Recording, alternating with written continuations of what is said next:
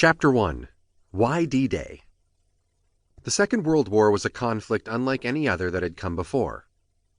During the First World War, a network of alliances had turned the war in the Balkans into one that engulfed all of Europe, but fighting in the rest of the world was limited. World War II, on the other hand, brought together a long-standing war between Japan and China, German attempts to create a European empire, and battles for control of colonies across Africa and Asia. When Japanese ambitions brought America into the fighting in 1941, it became a single maelstrom of destruction that spanned the globe, involving every leading military power and dozens of other nations. In Europe, the Axis powers of Germany and Italy were the aggressors at every turn. The Germans occupied vast swaths of Eastern Europe, half of Scandinavia, and Western Europe all the way to the Atlantic Ocean. The fall of France briefly left Britain as the only sovereign and unconquered nation in Europe still opposing the tide of blood. The British, aided by their colonies, allies in the Commonwealth, and thousands of soldiers who had fled the conquered countries, fought on in the skies above Europe and in colonial possessions around the world, especially North Africa, where fighting swayed back and forth from early in the war. It was the arrival of the Americans that turned the tide of that campaign. Though it was a Japanese attack that brought them into the war, from the start they made Europe their main priority. They believed it would be easier to defeat Germany first and then its ally Japan. The Americans joined the British in North Africa late in 1942, bringing their substantial economic resources and a vast pool of manpower to bear.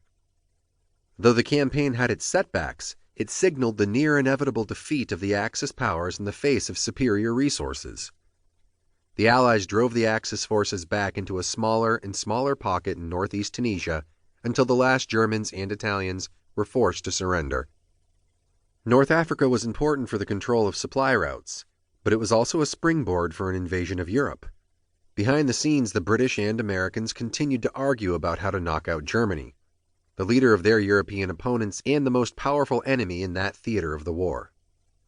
The Americans favored developing a grand plan to invade France, liberating another potential powerful ally, and push from there directly into Germany.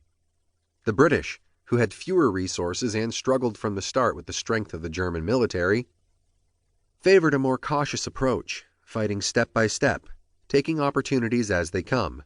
If they could win the war by bombing Germany or invading through some other route, they could avoid the costs and risks of a seaborne landing in France. The result was a compromise. Some resources were put into invading Italy from Africa in 1943, while a larger portion were held in reserve to invade France in the following year. The Italian campaign was a success, as that country's government almost immediately flipped sides, forcing the Germans and those Italians who backed them to fight against local resistance as well as foreign invaders. But it was a slow-burning campaign in which Kesselring, the German commander, built a series of defensive lines that slowed down and eventually halted the Allied advance. Meanwhile, the war was turning against the Germans in Eastern Europe. Having betrayed and invaded their former allies in the Soviet Union, the Germans became bogged down in a grueling war against a nation of immense resources and unquenchable determination. The Eastern Front became a huge drain on the German war machine, making a successful invasion in the West more plausible.